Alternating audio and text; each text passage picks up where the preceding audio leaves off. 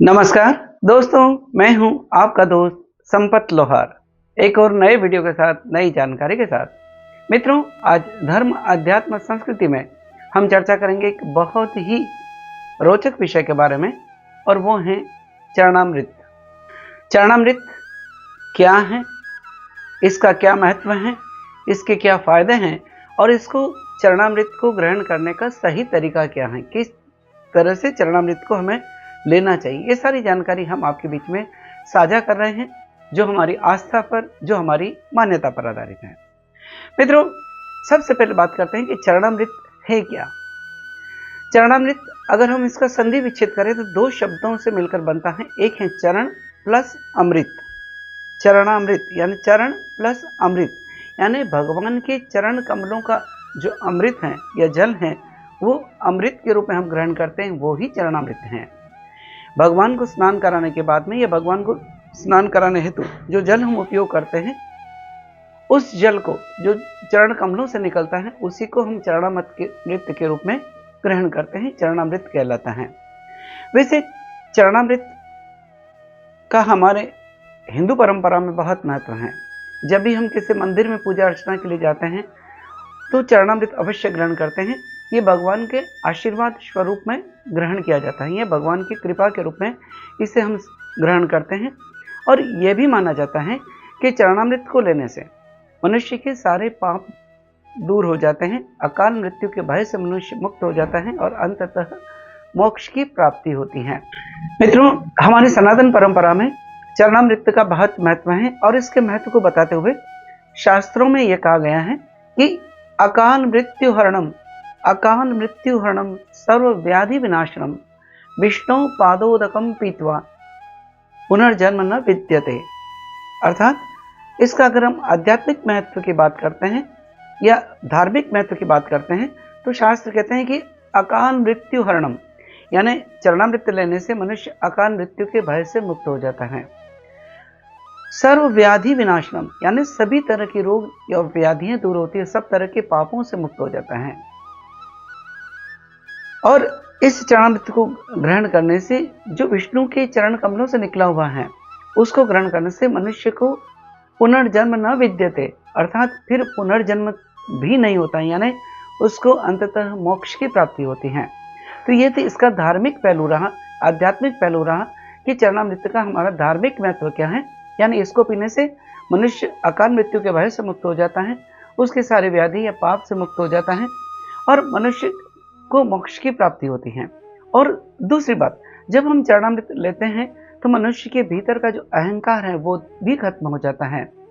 तो ये भी इसके साथ में फायदा होता है। चरणामृत को लेने से मनुष्य का अहंकार खत्म हो जाता है, उसमें दया और प्रेम की भावना आती है। और एक और फायदा जो चरणामृत को लेने से होता है, और वो ये होता है कि मनुष्य के भीतर सकारात्मक ऊर्जा का प्रवाह होता है, सकारात्मकता आती है। तो ये तो रहा इसका धार्मिक और आध्यात्मिक महत्व। अगर हम इसके वैज्ञानिक महत्व की भी बात करें तो चरणामृत जैसे हम तांबे के पात्र में जल को लेकर लिया जाता है, इस पर तुलसी दल तिल आदि मिलाया जाता है, ये जैसे तांबे का पात्र है, तो इसमें जब हम चरणामृत लेते हैं तो अगर वैज्ञानिक दृष्टि से बात करें, अगर हम इसका औषधीय दृष्टि से बात करें तो तांबा के अंदर लिया हुआ जल अपने आप में बहुत ही गुणकारी होता है। तो इसलिए औषधीय फायदा होता है कि तांबे के गुण भी हमारे भीतर जाते हैं। दूसरी बात, क्योंकि इसमें तुलसी दल भी मिलाया जाता है, तो तुलसी दल जो औषधीय गुण का काम करता है, औषधीय गुण होते हैं जिसमें शरीर की रोग प्रतिरोधक क्षमता बढ़ाता है। तो इस जल को लेने से, यानी चरणामृत को लेने से मनुष्य के भीतर औषधीय गुणों का विकास होता है, यानी औषधीय फायदे भी होते हैं, उदर विकार दूर होते हैं और तुलसी से जो रोग प्रतिरोधक क्षमता भी बढ़ती है। तो ये तो इसके रहे वैज्ञानिक पहलू कि चरणामृत लेने से हमें क्या फायदा होता है। मित्रों, आप समझे होंगे कि चरणामृत का हमारे हिंदू परंपरा में कितना महत्व है, सनातन मान्यताओं में कितना महत्व है। क्योंकि हमारी जो भी सनातन परंपरा है या हिंदू परंपरा है, उसके पीछे गहरा विज्ञान निहित है, बहुत गहरा विज्ञान है, वैज्ञानिक पहलू हैं। अब बात करते हैं कि चरणामृत को लेते समय हमें किन बातों का ध्यान रखना चाहिए। मित्रों, जब भी हम चरणामृत ग्रहण करें तो स्नान करने के बाद या हाथ पैर धोने के बाद ही लेना चाहिए। सबसे पहली बात, स्वयं को शुद्ध करने के बाद ही, जैसे हम मंदिर में जाते हैं पूजा करते हैं, तो हमें स्वयं की शुद्धता के बाद में ही जल को ग्रहण करना चाहिए, चरणामृत को ग्रहण करना चाहिए।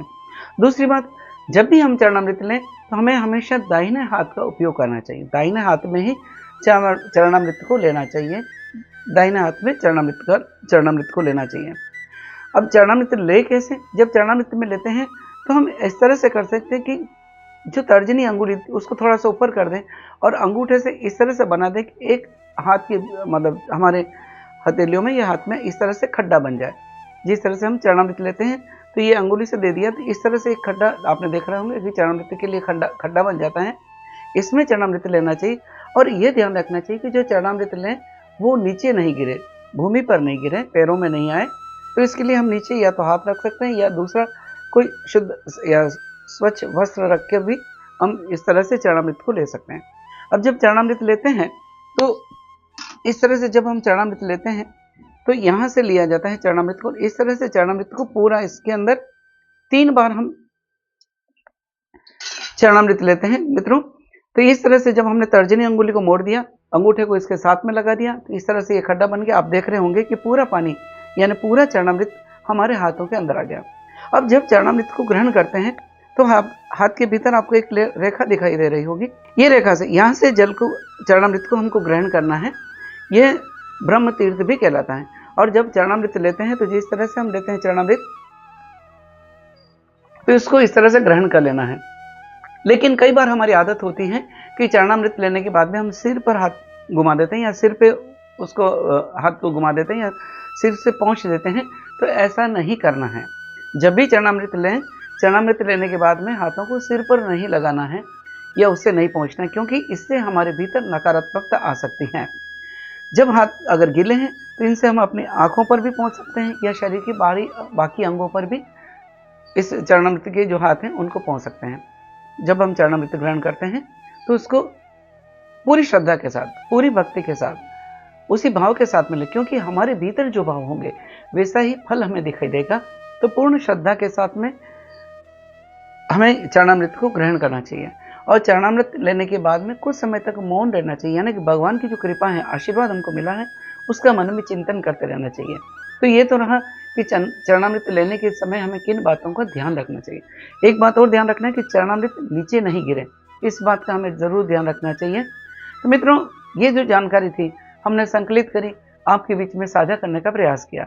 हमारा एक छोटा सा और विनम्र प्रयास रहता है कि हमारी जो भी सनातन परंपरा है, हिंदू परंपरा है, मान्यता है, उनसे संबंधित जानकारी संकलित करें और आपके बीच में साझा करें। अगर हमारा यह प्रयास आपको अच्छा लगा है, ये वीडियो अच्छा लगा है, तो इस वीडियो को लाइक करें, शेयर करें, अपने मित्रों में साझा करें और अपनी परंपराओं का पालन करते हुए भारत को हम विश्व गुरु बनाएं। इसी के साथ आपके दोस्त संपत लोहार को इजाजत दीजिए। जय हिंद, जय भारत, जय श्री कृष्ण।